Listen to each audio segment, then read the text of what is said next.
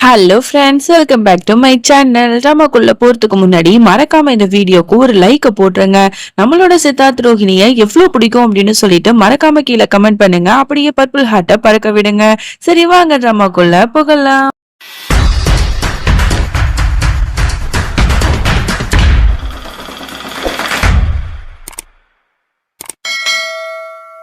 Starting சீன்ல பரத்வாஜ் வீட்டுல தான் காட்டுறாங்க. எல்லாரும் ஒன்னா உட்காந்து சாப்பிட்டுட்டு இருக்காங்க.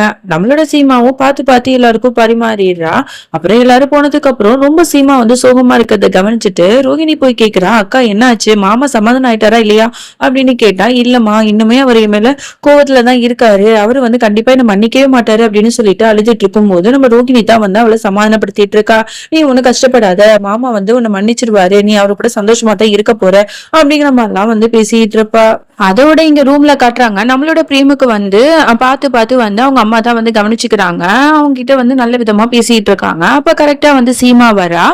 உடனே வந்து சீமா, அந்த பாருமா, இவனை பாத்துக்கோ பத்திரமா, சரியா, அவனை எது கேட்டாலும் பத்திரமா பக்கத்துலயே இருந்து பண்ணு, சமையல் வேலையெல்லாம் நான் பாத்துக்கிறேன் அப்படின்னு சொல்லிட்டு அவங்க போறாங்க. அதோட சீமாவும் வந்து பிரசாதம் எடுத்துட்டு வந்து இந்தாங்க அப்படின்னு சொல்லிட்டு ஊட்டி விடுறதுக்கு போறா. டக்குன்னு வந்து அவன் கையை தட்டி விட்டுட்டு, இந்த பாரு, இந்த மாதிரி என்கிட்ட அட்வான்டேஜ் எடுத்துக்காத, நீ வந்து எனக்கு எதுவுமே பண்ணக்கூடாது, என்னை விட்டு தள்ளியே இருந்து எத்தனை தடவை சொல்றது, நீ உனக்கு புத்தி இருக்கா இல்லையா அப்படின்னு சொல்லிட்டு கண்ணா பின்னு திட்டி விடுறான். இவளுக்கு அழுகையா வருது, அழுதுட்டு இருக்கா.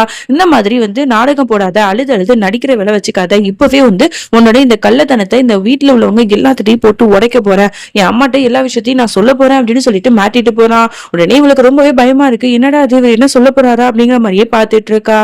அதோட இங்க வீட்டுல காட்டுறாங்க. அங்க வந்து எல்லாருமே வந்து அந்த தங்கச்சிக்காரி இருக்கால, அவ வந்து எங்க போனா, இன்னும் வரலையே வீட்டுக்கு அப்படின்னு சொல்லிட்டு பதட்டமா இருக்காங்க. இங்க அந்த பொண்ணு வந்து சித்தார்த்திட்ட இருந்து காரை வாங்கிட்டு வேகமா ஓட்டிட்டு போயிட்டு இருக்கா. அப்படி வேகமா பாட்டு கேட்டுட்டு நல்லா ஜாலியா ஓட்டிட்டு போகும்போது டக்குன்னு வந்து ஒரு சைக்கிள்ல ஒருத்தவன் வரான். அவன் மேல போய் மோதிடுறா. பெரிய ஆக்சிடென்ட் ஆயிடுது. அவன் வந்து கண்ணா பின்னான்னு திட்டுறான், எவ்வளவு தைரியம் இந்த மாதிரி பண்ற போற அப்படின்னு சொல்லிட்டு. இந்த பொண்ணு பயந்து நடுங்கிட்டு இருக்கா. போலீஸ் கேஸ் அப்படி இப்படின்னு சொல்றாங்க.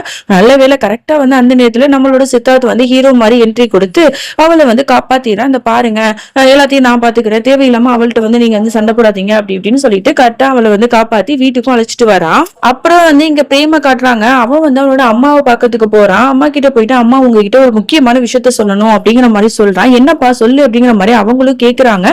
அவனே எல்லா விஷயத்தையும் சொல்ல போறான்.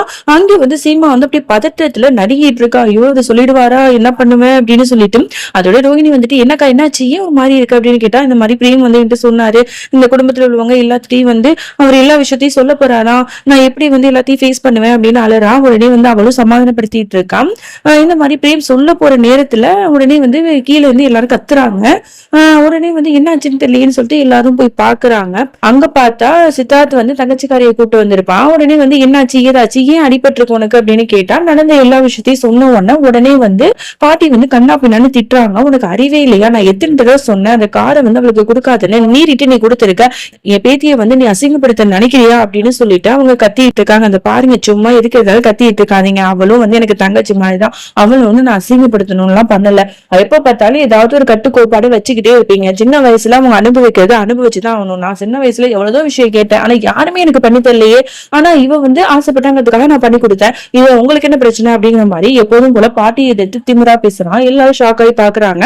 அம்மாக்காரங்களும் சொல்றாங்க பார்த்து பேசு அப்படின்னு சொல்லிட்டு. ஆனா அவன் எதையுமே கண்டுக்காம அவங்க மனசை உடைக்கிற மாதிரி நிறைய வார்த்தைகளை யூஸ் பண்ணி பேசிடுறான். உடனே வந்து அம்மாக்காரங்களுக்கு செம்மையா கோவம் வருது. கண்ணத்திலேயே ஒண்ணு பல்லாருன்னு அடிக்கிறாங்க நம்ம சித்தார்த்த. எல்லாரும் ஷாக் ஆகி பாக்குறாங்க. உடனே வந்து அவங்க சொல்றாங்க, இந்த பாருடா, நானும் பாத்துட்டு இருக்கேன், ரொம்ப ஓவரா பண்ணிட்டு இருக்கேன், என்ன நினைச்சிட்டு இருக்க, அவங்க நான் சொன்ன ஒரு வார்த்தையினாலதான் உன்னை இந்த வீட்டை விட்டு வெளில துரத்தாம இருக்காங்க, உன்னை எதுவுமே பேசாம இருக்காங்க, அதுக்காக நீ ஓவர் அட்வான்டேஜ் எடுத்துட்டு அவங்களையும் திட்டுவியா, அவங்க இந்த வீட்டோட ராணி, அவங்கள வந்து நீ இப்படிதான் பேசுவியா போவியா அப்படின்னு சொல்லிட்டு ரொம்ப வந்து திட்டிடுறாங்க. உடனே வந்து அவங்களுக்கும் கஷ்டமாயிடுது. என்னத்தான் இருந்தாலும் உங்க பையன் இல்லையா, திட்டிட்டு அப்படியே உட்கார்ந்துட்டு அப்படியே அழுதுட்டு இருக்காங்க. நீங்க சித்தார்த்துக்கு ரொம்ப அவமானமாயிடுது, என்ன எல்லாத்துக்கும் முன்னாடி திட்டிட்டீங்களா, இனிமே என்கிட்ட பேசாதீங்க, எப்போதுமே உங்களுக்கு இதான வேலை, உங்க மகன்னு சொல்லிட்டு என் மேல உங்களுக்கு பாசமே இல்ல, அப்படி பாசம் இருந்திருந்தா அந்த பாட்டிக்கு எதிர்த்துக்கிட்டு என்கிட்ட வந்து சண்டை போடுவீங்களா, இல்ல எல்லாருக்கும் முன்னாடியும் என்ன அடிச்சு அசிங்கப்படுத்துவீங்களா, என் மேல உங்களுக்கு பாசம் இல்லைங்கிறத அடிக்கடி நீங்க நிரூபிக்கிறீங்க அப்படின்னு சொல்லிட்டு போறான். உடனே உங்களுக்கு மனசு உடைஞ்சு போயிடுது. அப்படியே வருத்தப்பட்டு இருக்காங்க. சித்தார்த் வந்து கோவமா போயிட்டு போயிட்டு இருக்கான். அப்ப ரோஹிணி வந்து போய் திட்டிட்டு இருக்கா, இந்த பாருங்க ஒரு நிமிஷம் நில்லுங்க, உங்ககிட்ட பேசியே ஆகணும், நீங்க எவ்வளவு மோசமானவரா இருப்பீங்கன்னு சொல்லிட்டு நான் நினைச்சு கூட பாக்கல, இப்படி இருக்கீங்க. இந்த பரத்வாஜ் ஃபேமிலி எவ்வளவு நல்ல குடும்பம் தெரியுமா, இங்க வந்து அன்பு பாசம்னா என்னன்னு இந்த குடும்பத்தை பார்த்துதான் கத்துக்கணும். அப்படி இருக்கும்போது இந்த குடும்பத்துல இருந்துட்டு நீங்க என்ன இப்படி பண்ணிட்டு இருக்கீங்க, உங்க அம்மா உங்க மேல உயிரா இருந்தாங்க, நீங்க வர்ற வரைக்கும் உங்களை பாக்குற வரைக்கும் அவங்க எவ்வளவு பூஜை பண்ணிருக்காங்க தெரியுமா, இதெல்லாம் உங்களுக்கு எங்கெங்க தெரிய போகுது, ஒரே வார்த்தையில அவங்க மேல உங்களுக்கு பாசமே இல்லைன்னு சொல்லிட்டீங்கல்ல, சே என்ன மனுஷன் நீங்க, அவங்க எப்படி துடிச்சு போயிருப்பாங்க தெரியுமா அப்படின்னு சொல்லிட்டு நல்லா திட்டி விட்டுட்டு போயிடுறா. இவனுக்கு வந்து அப்பதான் மண்டையில உரைக்குது, நம்ம ரொம்ப பேசிட்டோமோ அப்படின்னு சொல்லிட்டு அப்படியே கண் கலங்கி பார்த்துட்டு இருக்கான். அதை விட வந்து இங்க வந்து பிரேம் வந்து என்ன பண்றா, இல்ல இந்த சூட்டோட சூட்டா நம்ம வந்து சீமாவை பத்தின உண்மையுமே சொல்லிடணும் அப்படின்னு சொல்லிட்டு அவங்க அம்மா ரூம்ல இருக்கும்போது அவங்க கிட்ட போய் பேசிட்டு இருக்கா. அம்மா சித்தார்த்தோட பத்தி நீங்க வந்து பேசும்போது இவ்வளவு எமோஷனலா ஆறீங்களே, அந்த சீமா இருக்காளே அவளை எவ்வளவு நம்புனீங்க, அவ எவ்வளவு பெரிய விஷயத்த மறைச்சிருக்கா தெரியுமா, அவ வந்து என்னோட மனைவியே இல்லம்மா, நம்ம குடும்பத்தோட மருமகளும் இல்லம்மா, அவ வந்து நம்மள ஏமாத்திருக்காமா, அவ தங்கச்சியை போய் எனக்கு கல்யாணம் பண்ணி வச்சுட்டு நாடகம் ஆடி இங்க வந்து நடிச்சிட்டு இருக்கா, இந்த வீட்டு மருமக என்னோட மனைவின்னு சொல்லிட்டு அப்படின்னு சொல்லிட்டு அழுதுகிட்டே எல்லா விஷயத்தையுமே சொல்லிடுறான். ஐயோ என்னடா இது எல்லா விஷயமும் தெரிஞ்சிச்சாங்கிற மாதிரி பார்த்தா அவங்க வந்து அப்படியே மயக்கமான நிலைமையில அப்படியே உட்கார்ந்துருக்காங்க போல, அதை கவனிக்காம இவன் எல்லாத்தையும் சொல்லிடுவான். உடனே அம்மா அப்படின்னு சொல்லிட்டு கையை பிடிப்பான், டக்குன்னு அவங்க சரியிறாங்க. ஐயோ அப்படின்னு சொல்லிட்டு அம்மா அப்படின்னு சொல்லிட்டு கத்துறா. அதோட எல்லாரும் வந்துடுறாங்க. அப்புறம் டாக்டர் பார்த்துட்டு இந்த மாதிரி இவங்க ரொம்பவே வந்து சென்சிட்டிவா இருக்காங்க, இவங்களை நீங்க பார்த்து பக்குவமா தான் வச்சுக்கணும், முக்கியமா ஷாக்கிங்கான எந்த விஷயத்தையும் அவங்க கிட்ட சொல்லவே கூடாது, அவங்க நல்லா பாத்துக்கோங்கன்னு சொல்லிட்டு போயிடுறாங்க. இதை கேட்டவொன்னே பிரியமுக்கு அழுகியா வருது, என்னடா இது இப்படி சொல்றாங்களே அப்படின்னு சொல்லிட்டு அதோட அம்மாக்காரங்களும் எந்திரிச்சிடுறாங்க. உடனே வந்து நல்ல விதமா எல்லாத்திட்டையும் பேசிட்டு இருக்கும்போது பிரேம் ஏதோ இட்டு சொல்லணும்னு நினைச்சு என்னப்பா அப்படின்னு சொல்லிட்டு கேட்கும்போது உடனே வந்து பிரேம் வந்து அழுகுறான், அவனுக்கு ரொம்ப கஷ்டமா இருக்கு, இல்லம்மா ஒண்ணும் இல்லம்மா அது சின்ன விஷயம் தான் அப்படின்னு சொல்லிட்டு சமாளிச்சிடுறான்.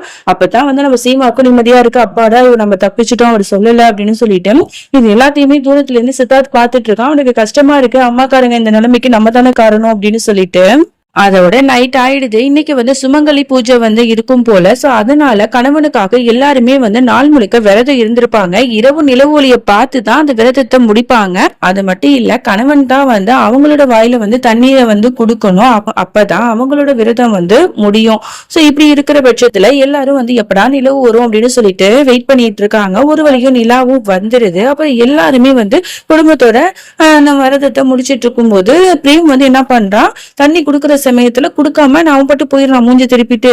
ஐயோ ஒரு போயிட்டாரு, நான் எப்படி விரதத்தை முடிக்கிறதுங்க மாதிரியா அவ பாத்துட்டு இருக்கான். அதோட இங்க பிரேம் வந்து இருமிட்டு இருக்கும் போது டக்குன்னு உமா வந்து இந்த மாதிரி தண்ணியை எடுத்துட்டு வந்து குடுக்குறான். அவன் குடிச்சிட்டு அந்த கப்பை எடுத்துட்டு போகும்போது அண்ணி அந்த தண்ணி எனக்கு வேணும் அப்படிங்கிற மாதிரி கேட்க உடனே அவளும் குடுக்குறான். பிரேம் குடிச்ச தண்ணி இல்லையா, அதை குடிச்சா இவளோட விரதம் முடியும்ல அப்படின்னு நினைச்சுக்கிட்டு அவளே வந்து அந்த விரதத்தை அந்த தண்ணியை குடிச்சு முடிச்சிடுறா. அதோட இங்க நம்மளோட சித்தார்த்த காட்டுறாங்க. அம்மாக்காரங்க அப்படியே வந்து படுத்த படுக்கையா அப்படியே மயக்கத்துல இருக்கிறத பார்க்கும்போது அவனுக்கு ரொம்பவே கஷ்டமா இருக்கு. ரோஹிணி சொன்ன மாதிரி நான் அவங்களை ரொம்ப காயப்படுத்திட்டே இருக்கணும், அவங்க என் மேல பாசமா தானே இருந்தாங்க, இந்த பாட்டி தான் எல்லாத்துக்கும் காரணம், மத்தபடி அம்மா நல்லவங்க தாங்கிற மாதிரியே அவன் நினைச்சிட்டு இருப்பான். அப்ப கரெக்டா அந்த இடத்துல பாட்டி வந்துட்டு இப்ப எதுக்கு இங்க வந்து நிக்கிற, என்னோட மருமகளை வந்து அசிங்கப்படுத்தி அவமானப்படுத்தி கஷ்டப்படுத்தி அவளை இந்த நிலைமைக்கு ஆளாக்கிட்ட, இப்பவும் உனக்கு வந்து பத்தாதா, அவ உன் மேல உயிரா இருந்தா, அப்படி இருக்கும் போதும் நீ பாசமே இல்லைன்னு சொல்லிட்டு அவளோட அன்பை அசிங்கப்படுத்திட்டு இங்க வந்து எதுக்குடா நிக்கிறேன், இங்க இருந்து போ அப்படின்னு சொல்லிட்டு வேட்டி விடுறாங்க. இவனு கோவமா அந்த இடத்த விட்டு போயிடுறான். உடனே ரூமுக்கு போயிட்டு அப்படி கோவமா வருது, இந்த பாட்டியாலதான் எல்லாமே நடக்குது அப்படின்னு சொல்லிட்டு யாருக்கோ போன் பண்றான். என்ன பண்ண போறான் அப்படின்னு சொல்லிட்டு தெரியல.